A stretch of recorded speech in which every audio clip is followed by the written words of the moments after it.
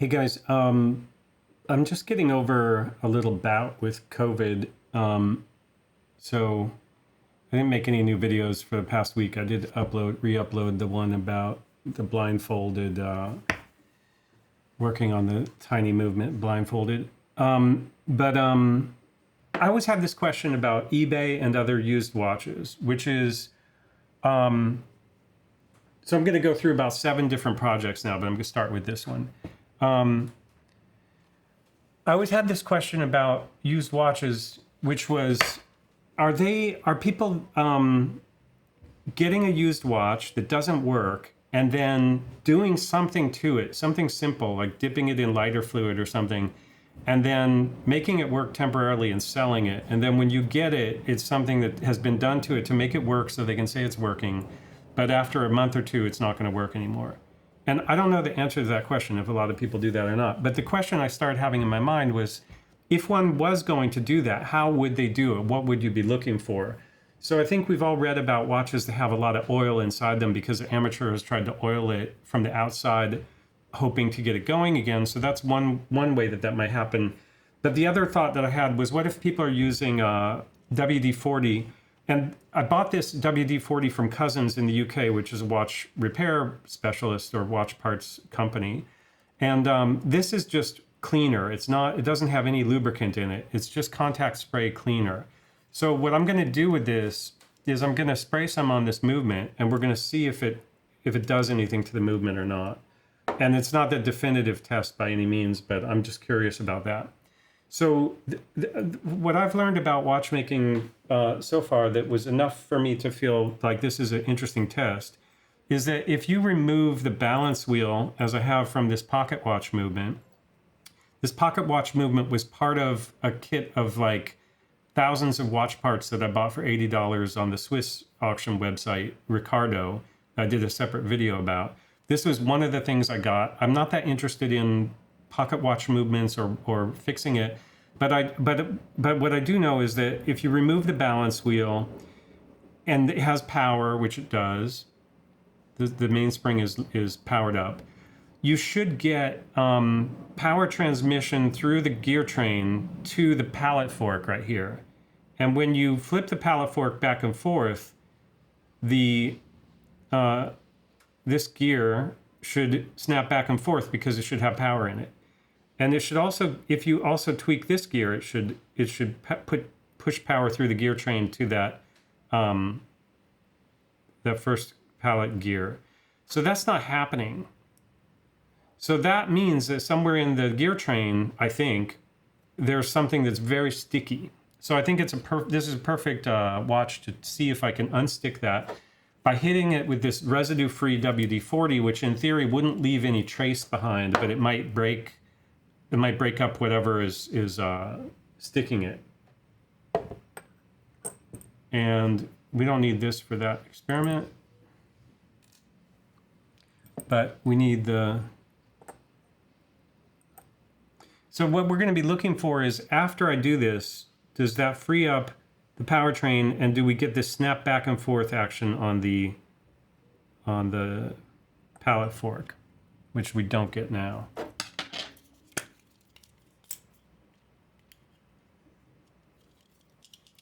I don't know if you shake this stuff or not.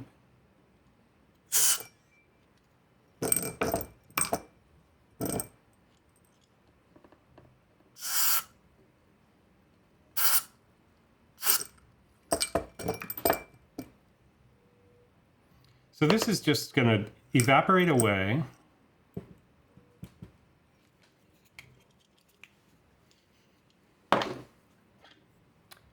There's no lubricant in it. It's still wet though, so it's going to take a while to evaporate away.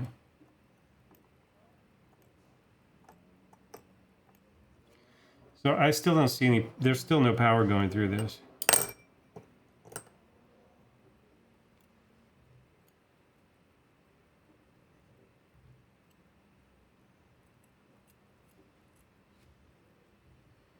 Okay, so that,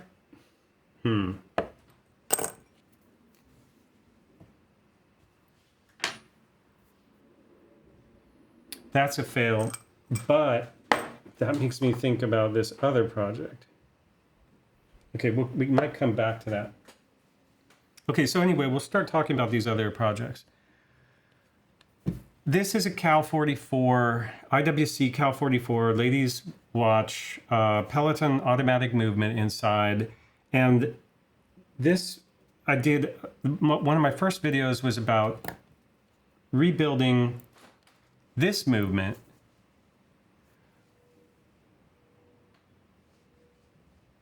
I rebuilt this movement on the left, which is the exact same movement that's in here. And so I stripped it completely down, cleaned it, relubricated it poorly, and then put it back together again. And it worked, but I used too much lubrication. So I went back to a spare movement. I put a spare movement in the watch itself, and the watch itself is working perfectly now with the movement that I didn't work on. But the movement that I did work on, it kind of wants to work, but not quite. So that gives us another opportunity to hit this movement, because we know this is just kind of over oiled. So I'm going to hit this with some of this spray and see if that loosens it up.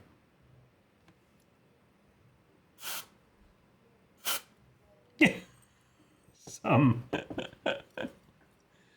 Now, in theory, this should just start ticking if that was going to work, so I don't see it happening. But it's also going to have to evaporate.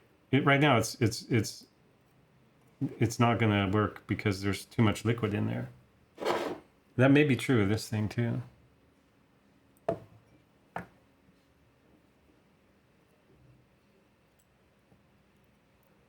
But my theory is this is stuck for a different reason. So we're gonna, I don't know if I want to get into that or not.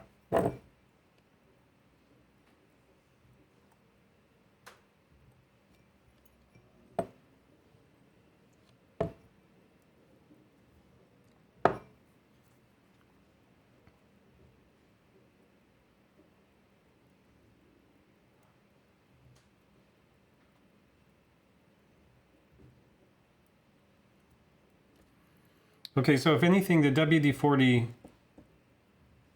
made this movement even less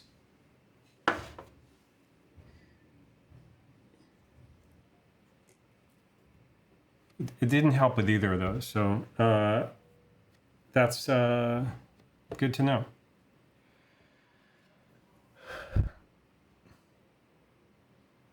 So just out of curiosity,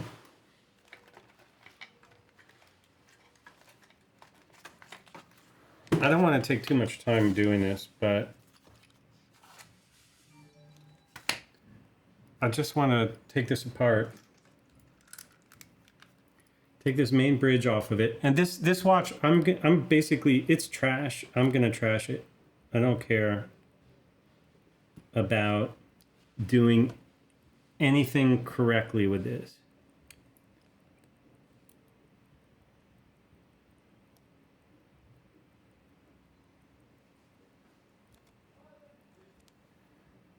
I wonder if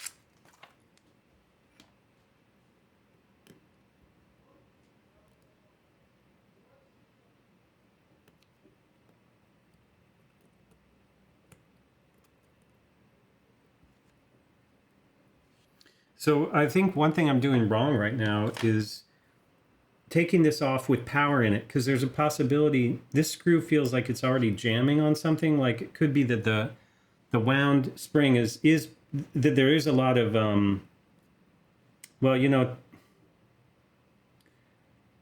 I should. Yeah, I just don't want to. I don't want to spend a lot of time doing this. So I'm gonna try to pop this off, and perhaps it's gonna. See, this screw doesn't want to come out. Not sure why that is. Could be that it's not. Doesn't even need to come out.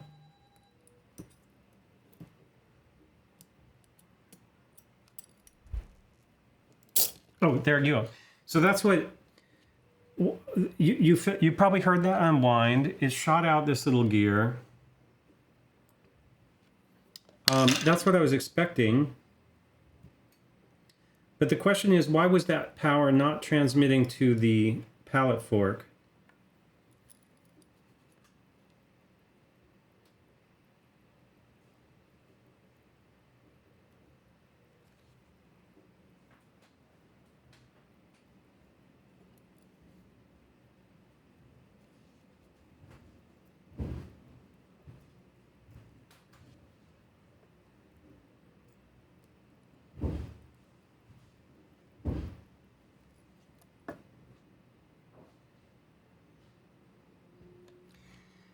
So I'm going to set that aside because I don't really care what the answer to that is. But the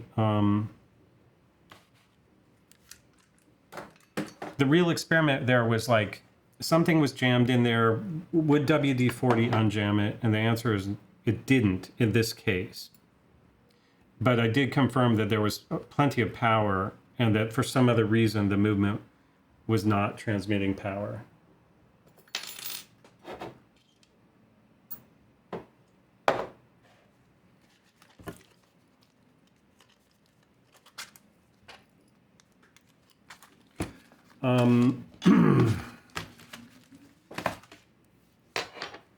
Okay, so now I'm just going to pull out these other projects like this and kind of, let's take one more look at this IWC.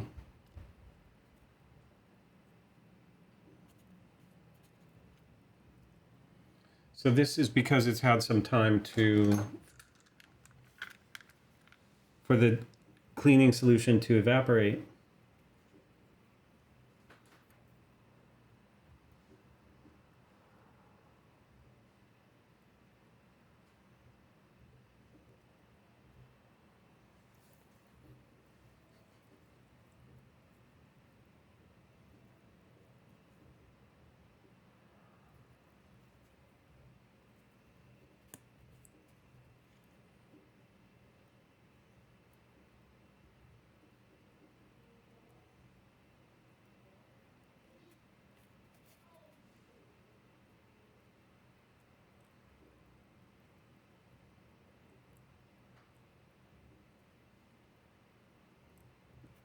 Anyway, that's not, still not starting up.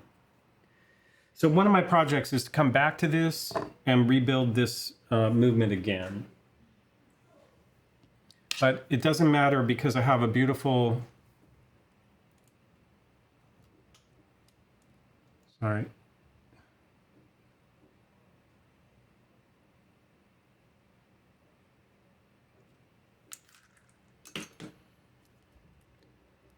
I already have a beautiful reloomed version of this watch that's working perfectly. So this movement that I have that I rebuilt is just a practice movement, just like a pocket watch practice movement. Okay, so let's just quickly go through these other things.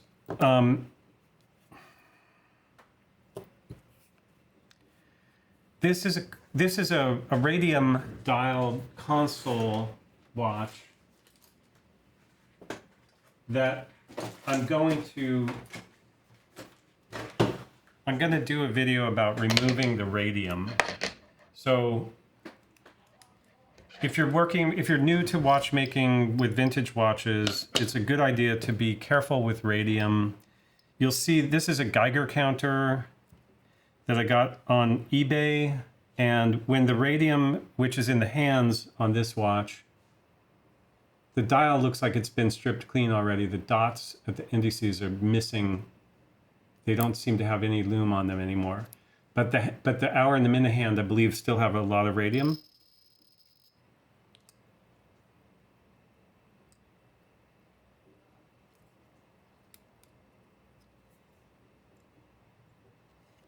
What's going on now? So when this, man,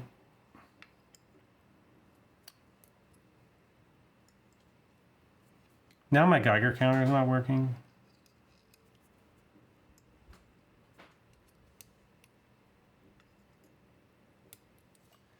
It could be the battery. Anyway, it went just enough. I'm gonna let that go for right now.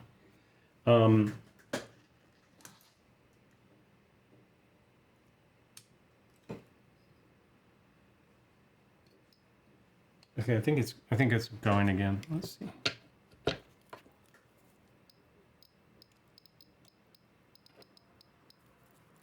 Oh, this is the wrong watch. It is working again. Okay. See that? It just stopped again. No, it's still counting. It's just not making noise. There it goes. Oh, this is so annoying because I don't have the camera set right either.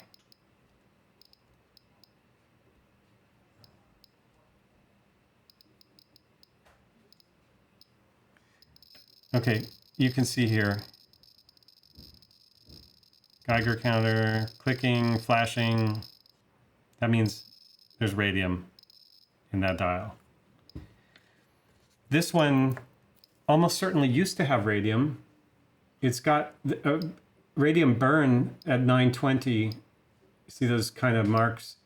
That's from this. These hands were probably a radium. This was a watch from 1940. It's been removed. So there's nothing more than background now with this watch. But it probably, like I say, it used to be radium. This one still has the radium.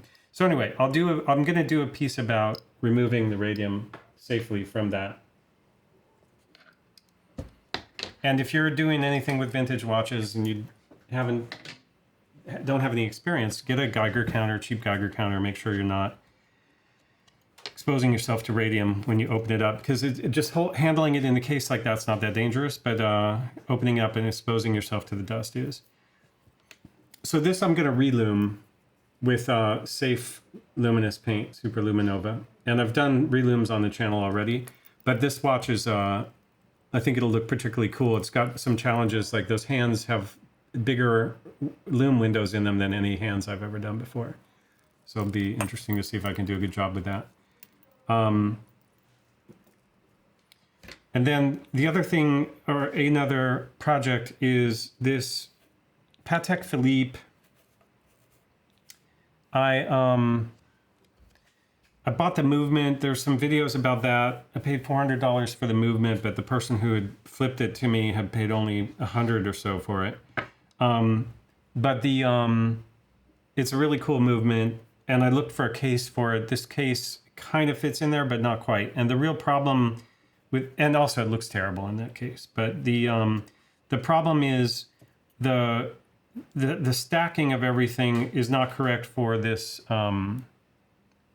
stem hole. Like, it ends up being, because the dial of this is too thick, there would need to be some modification either to the dial or to the inside of the case to get the movement to sit deep enough that, and this is a typical thing if you're trying to like make your own make things work out like this. You've got this whole stacking problem, so there's all these adapters, and eventually once you know what you really want to do, you can make an adapter, but this can't be adapted because the dial is simply too thick. So didn't want to do that. But I also noticed in doing this, so this, I'm not going to use this case. This was like $10. I'm not going to use this for the Patek Philippe. But I have another plan for it. But before I get into that, I just wanted to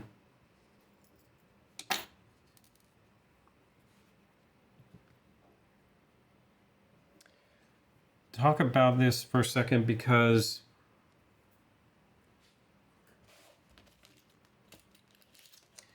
this watch has a sigma dial, and the sigma is that little Greek sigma symbol there. There was one on the other side, but it's worn off.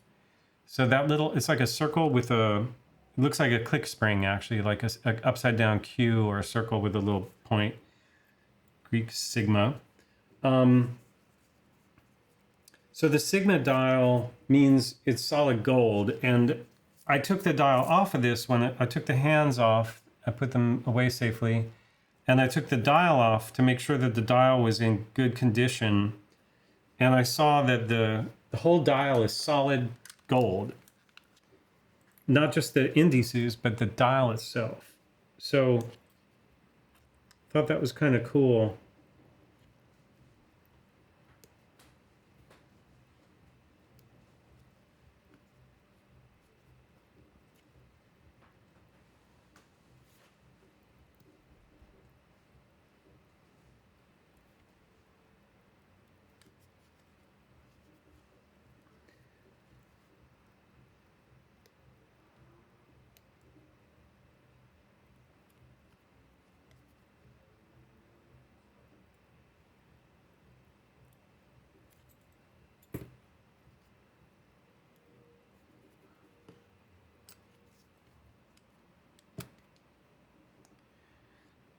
So first of all, this movement is really cool. And the movement is a Patek Philippe 16250. And there's some super close-ups on that shot with a $100,000 microscope on my channel. If you look for them, you can see how fine the detail is on that. And then it has this spacer, which was necessary for whatever watch it was in. And then it has this solid gold dial. And you can see it says 750. And that means it's 18 karat gold. And then you can see something which indicates how these indices are affixed by crimping or some kind of power from behind that dented it in the back when the indices were attached to the front.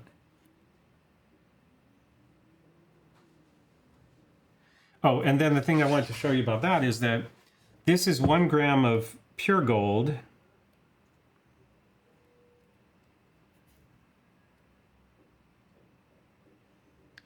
And this, I think, is 1.7 grams of 18 karat gold.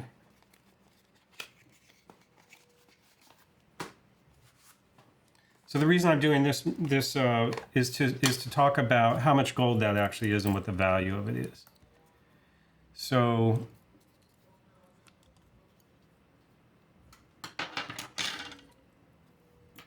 first we can check our 1 gram.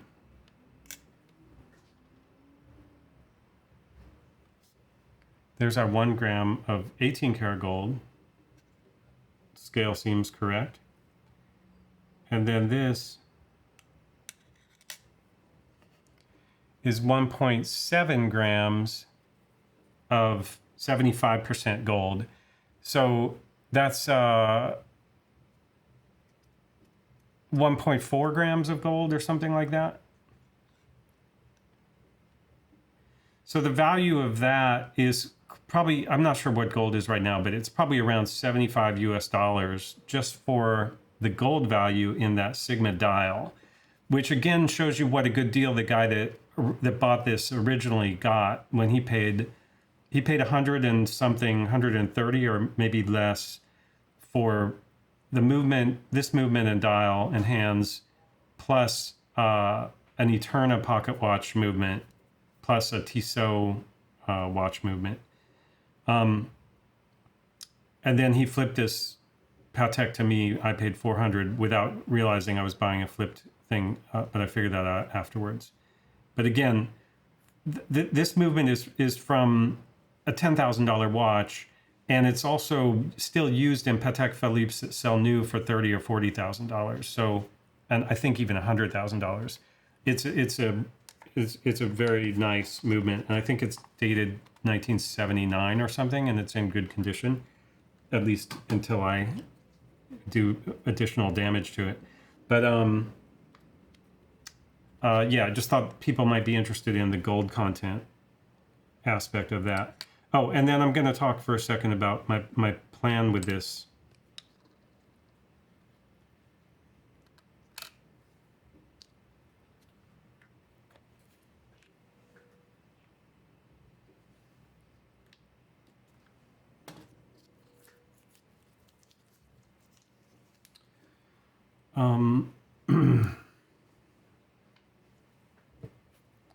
So my plan with that Patek Philippe movement is to, I bought on this Roland Ramph's website in Germany. I bought a case from Ticino, a company in Ticino in Switzerland called Bermi. And this case is transparent in the front and the back. So you can see right through it, like you can see the person's finger through it. And then it has a small movement, which is a Bermi movement, in the center. And then because it's transparent all the way through, there's a possibility that either the back of it is transparent or I can make the back transparent. I'm not sure from this picture if the back is missing or if it's transparent. I have a feeling it's missing. But because it's a transparent acrylic back that's on the watch already, I'm going to be able to modify that so that the back is transparent. So this is my plan. I don't know if I'll follow through with it or not, but because I haven't received this yet. But the idea is to put the Patek movement in this and have it be visible from the front and the back, because the tiny watch is not that interesting anymore. I think if it's the other thing that I may do is rhodium plate this so that it looks like white gold. Put the Patek movement in it. The problem is going to be dressing the movement, which is ellipse shaped, and getting it to fit in the round space. So how to do that in a way that doesn't look like a hack is going to be not that easy. But then in the back, I'll make this back transparent if there's no back there already, so that you can see the Patek Philippe movement through the back. And then try to make it all beautiful and shiny rhodium so it matches the Patek dial, which has white gold indices and hands. And if you don't know about Ramf, this website, it's ranfft.de. And there's auction on here, regular auctions for really inexpensive old watches. This was 29 euros for the Bermi. So that's the ongoing Patek project. So another project is this. This one's getting close. I bought the dial in the kit of $80 watch parts. That's actually why I bought that kit, or that lot of watch parts. It was like a dial that I had destroyed. So I bought it, and then I want to put these hands on it, and get the depth correct and the spring in the back. Right now it's kind of loose in the case, so I need to figure out if I have a spring for it, a case spring that will hold it steady. This particular stem is too long for that case, but it's kind of working. It's the second hand is getting caught up on the hour hand, but these are not the hands I'm going to use. I'm going to switch to these hands, so I'm not too worried about that right now. So that project is just a kind of finishing up project. And then this is another ongoing thing. So I bought this cool case, which is a world timer case, but it doesn't require a GMT movement. It just is a calculator. So you see up here, it says 0 plus minus, and then it has 1 through 12 this way and 1 through 12, negative 1 through 12 this way. So you set this where you are, and then you can just, it's just a calculator really for the time zones. Like New York is, if you're in Paris time zone where I am, New York is 6 hours earlier and Bangkok is 6 hours later. And if you're in some other place, you set it to where you are at 0, and then it'll tell you what the number of hours to add.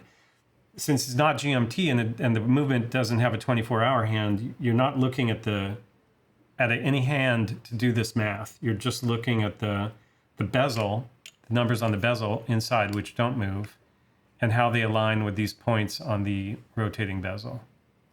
Okay, so anyway, I bought this case on eBay, but I wanted to put a movement in it, and the case interested me because it said it was a 24/7/2 case. That could be just a coincidence, but 24/7/2 is the movement that I've learned a lot about from the watch I just showed you.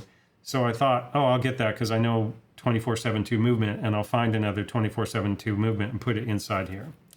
Now, what I've decided is that doesn't really matter. Any movement that will work should be fine. But what I found is that because the bezel of this is fairly constrained, you can't put just any size dial inside here. So this Lanco dial is cool. It's the right size to go inside there, but it doesn't have the proper pin positions on the back of the dial for an ETA movement because it's a Lanco movement. And it also has some issues with the size of the holes for the second hand, or specifically the size of the hole for the second hand. By issue, I mean this uses a very tiny second hole pinion, second hand pinion, and it's not common. So I would need to find a correct Lanco movement for this to make it work, which I'm on the lookout for. This dial and hands and everything, and a different case for it, came again with that vintage lot of $80 lot of watch parts, but there was no movement in the case. It was like a demo model. So it'd be fun to put that in something. It would fit in this, but it needs a special movement. So I was also thinking I could put a 2483 movement. I think that's what this is, I've decided. 2783 maybe? 2738? Anyway, I have a couple of movements. These are slightly more modern than the 2472. They're also 25 jewel movements. These two are missing. There's some parts I could switch around, get those working with this dial. But this dial is way too big, so I would have to grind it down. It's kind of a cool dial. It was also part of that kit of lot of watches. But I would have to carefully grind it down, and carefully grinding it down with the enamel and everything on there could easily lead to cracking or chipping of the enamel, and I'm not sure I want to do that. I don't have a tool to do that. It would just be a lot of hand filing, and to try to do that with perfect circles is not very fun either. So finally, I found this movement, or this watch on Ricardo, which was 29 Swiss francs, and this has kind of good size dial already. And this dial has a feature which I like, which is this has no date ring on it. So I'm going to see if I can just fit this in there. It's not an ETA 2472. It's actually a Lanco movement, which might be compatible with this dial, but because it doesn't have a date, it wouldn't be right anyway. But the I'm going to see if I can get this working inside this movement. Inside this case, in which case I would consider this project done, but still to be determined if that succeeds or not. Okay, so those are the kind of projects that interest me. People typically call those types of projects Frankenwatches, and a lot of people frown on Frankenwatches, which are watches just made of different parts. But the fact is, Frankenwatches, or watches made of different parts and dials and cases, it's a huge part of the Swiss watch industry too. There's certain brands like Lanco, well, Rolex, Patek, of course, Omega, Enicar, Lanco. There's certain brands, Eterna, that made their own movements. So you can have a watch that has an Eterna case, Eterna movement, Eterna dial, and that can be not a Frankenwatch, obviously.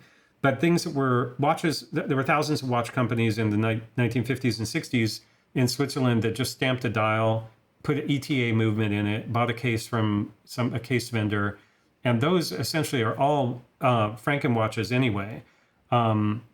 They don't have in-house movements in them, so they're just some assemblage of parts. So if you're interested in the aesthetics of that period, but you want to mix those parts, I don't see any problem with that. And that's kind of what I'm trying to do. And I'm not sure why that is so interesting to me, but it's more interesting than just repairing something or being obsessed about originality. Now, on the other hand, with valuable watches like a Rolex or whatever, I would never do Frankenwatch type work, or IWC for that matter. Like that's another, IWC is another company that for the most part had their own in-house movements in the 50s and 60s in any case. I'm not saying just do Frankenwatch with whatever, just that some watches are more susceptible to that. And in the case of the Patek Philippe movement that I have, that's just by necessity. I'm never going to find a case for that. So I'm going to have to put it in some kind of case that's fun and enjoyable and waterproof and all those other requirements.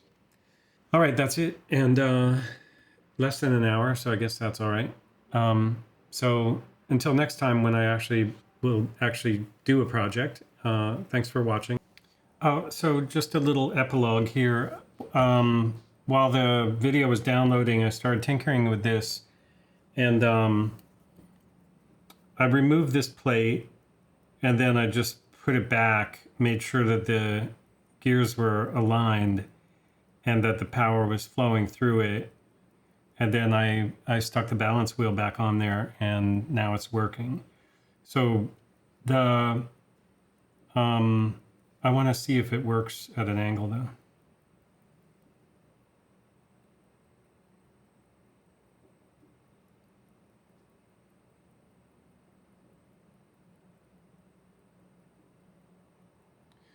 So this movement was part of that $80 of parts, and it came with this box. And interestingly, this box has a bunch of spare parts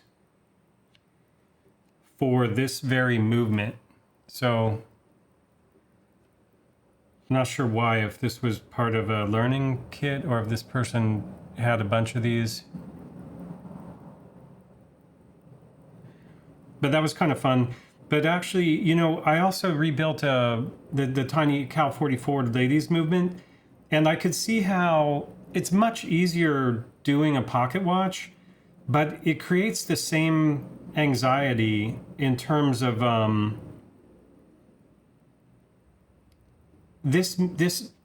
any watch when it's not working, it makes you feel like you don't know, like it's your fault. So in some ways, working with the tiny ladies movement made me feel like I was a superhero by attempting such a difficult thing. And that helped me get over the insecurity, because the whole time I was like, if I can do this, I can do anything. And the pocket watch has the opposite kind of effect, which is like, it feels like you're cheating because it's so big and you're still having problems. So I don't think that there's any particular advantage to working with a pocket watch. But that's up to you. I also understand why. I think if you have a lot of time, just might as well start with a pocket watch. But just it translates very well in scale down to the tiny ladies movement. The other thing I want to do was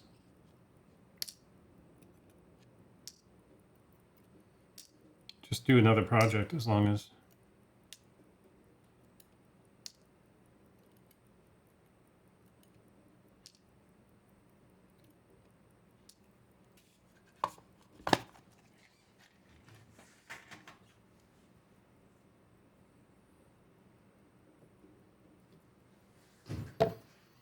So this thing,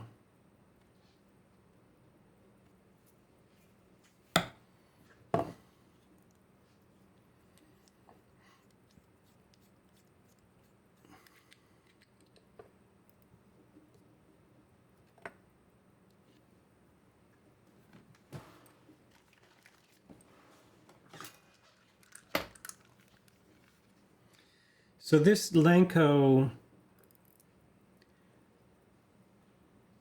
this is kind of cool. It's actually Langdorf is where Lanco is from. That's why the brand Lanco is called Lanco. And it's got this on the dial. It has like a little insignia of an owl. Oh, and it also it's also called Schuttenschaft or something like that, which means the shooting club.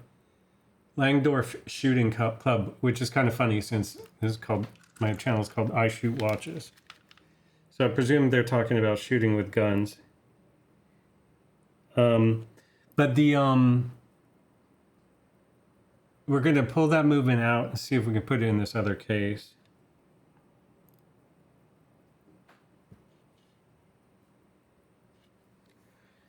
And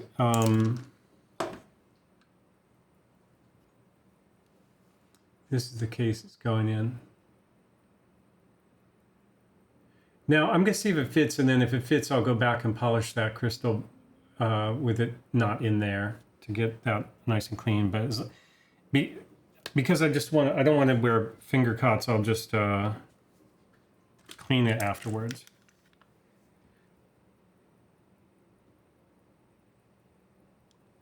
So the first thing we're going to do is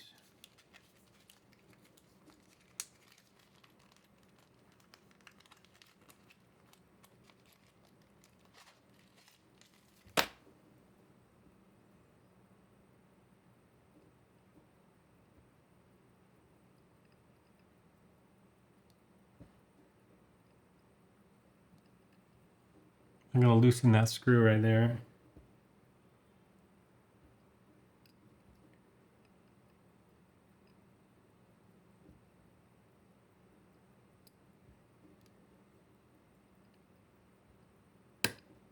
Ugh.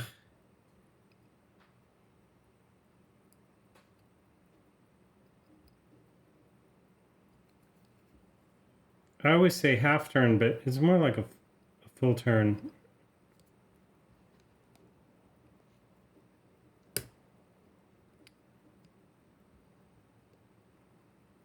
Or maybe more.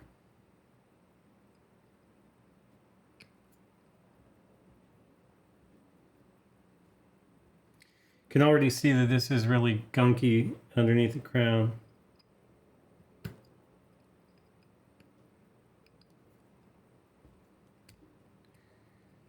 Okay, but I got that.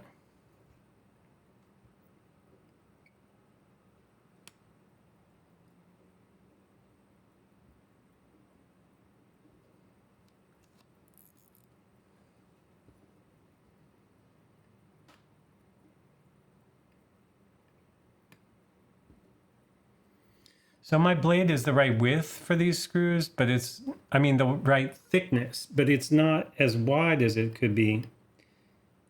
So there's a danger that that blade will harm that screw head. But this one is going to be, this is wider, but it's going to be too thick.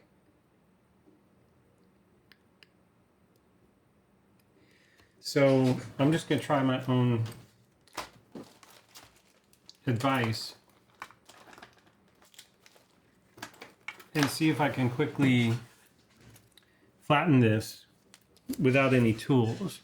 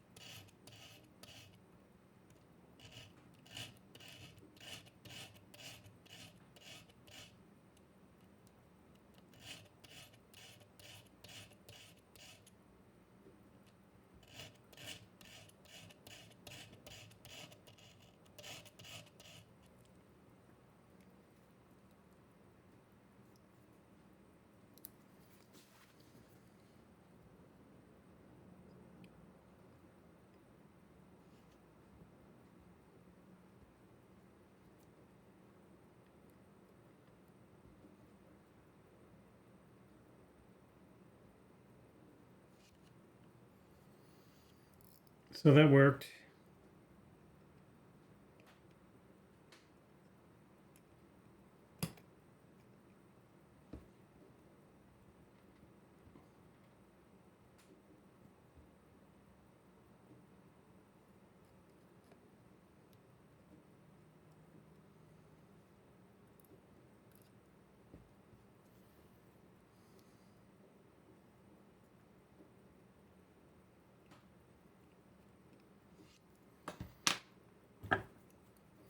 It's fun. Like, this is a watch I've never opened before. It's a movement I've never seen before. Oh, so I'm gonna just look at this. See, this is angled up. So this little guy, the tab is up like this.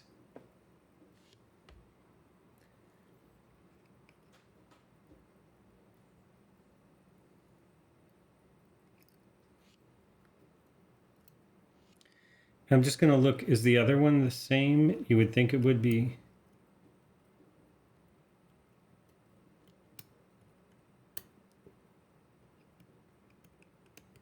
But it's not, it's down. So that one is angled down. Is that a mistake, or is that the way it's supposed to be? I'm guessing that that's a mistake, but that's why, like,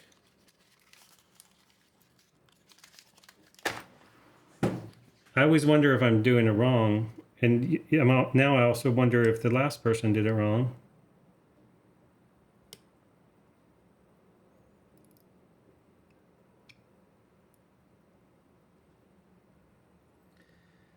A lot of people always take the rotor off first.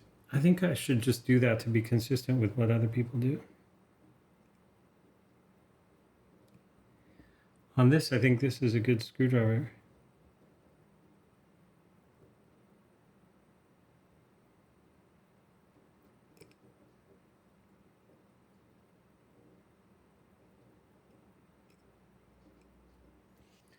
That screw is blued. It's kind of funny. Oops.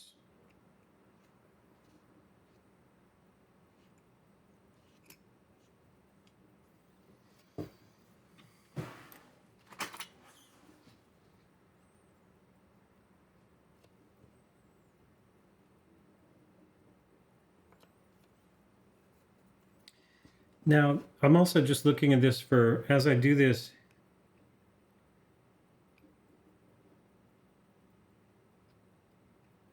this case hasn't been opened in a long time, so like, just from opening it, there's a danger, because I don't intend to clean this movement, but it's a good idea to just try to pick up any loose dirt as you go.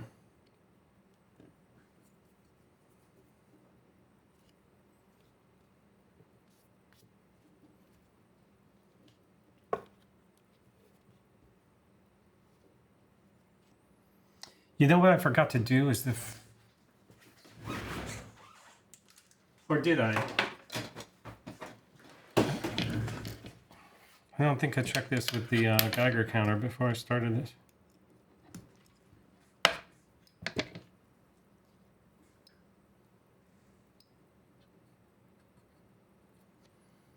Okay, good.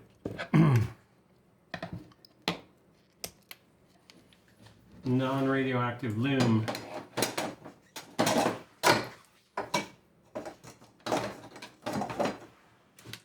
I should have done that before opening that, though.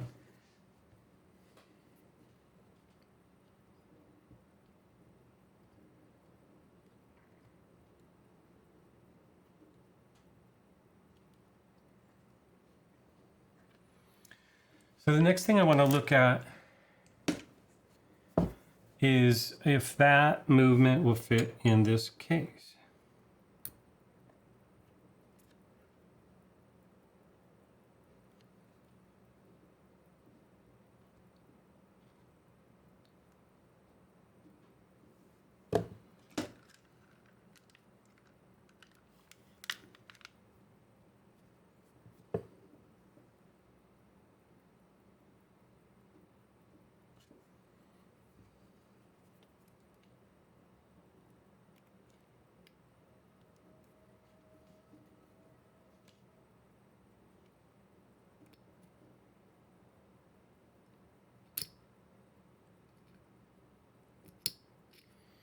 Everything I'm doing right now, I do not want to be doing.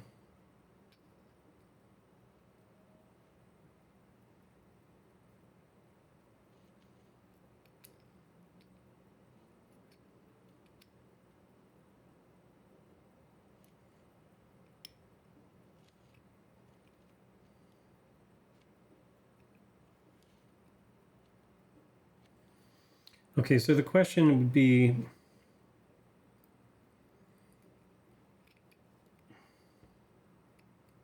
oof, there's all kinds of dirt coming out of that.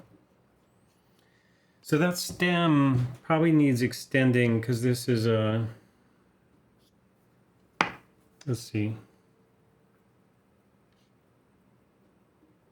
Yeah.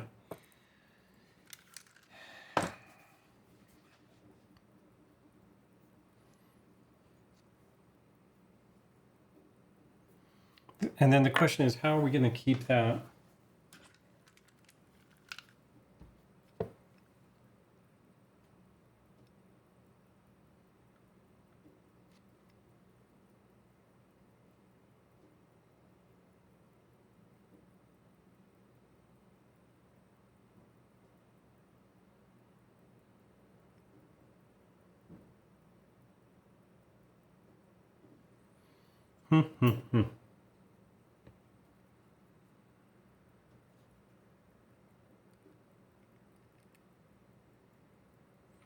So this is the wrong stem for the movement, but I just wanted to see how it lines up.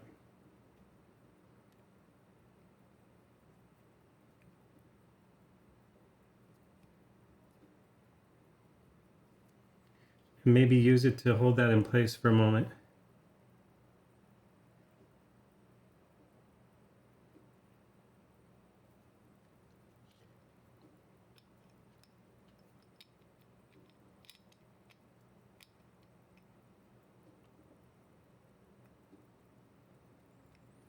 Okay, so the thing is, that dial is actually a little bit too small.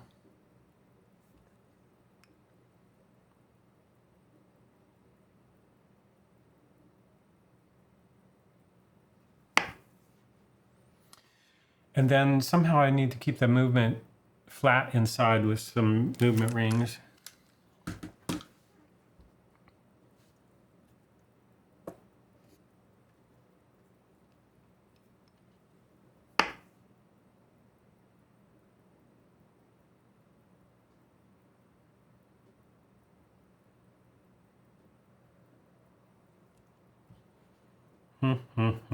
Okay, so that project has to go on hold again. So that's the interesting thing also about this. The kind of thing I'm interested in is it doesn't exactly conform to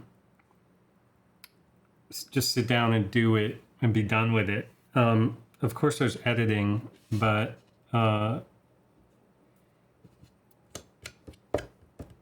anyway, step by step. Thanks for watching.